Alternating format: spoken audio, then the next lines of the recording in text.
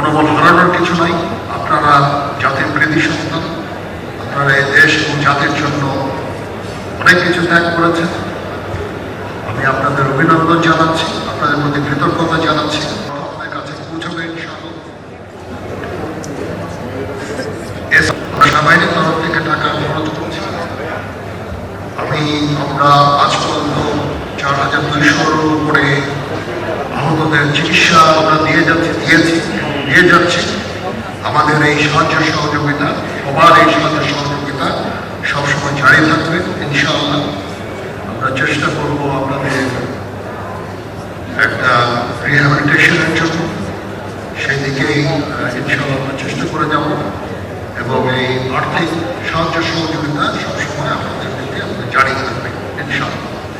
আপনারা কখনো মনোবল হারাবেন না, মনোবল হারানোর কিছু নাই।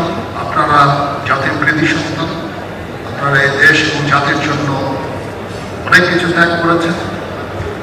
আমি আপনাদের অভিনন্দন জানাচ্ছি, আপনাদের প্রতি কৃতজ্ঞতা জানাচ্ছি এবং আপনাদেরকে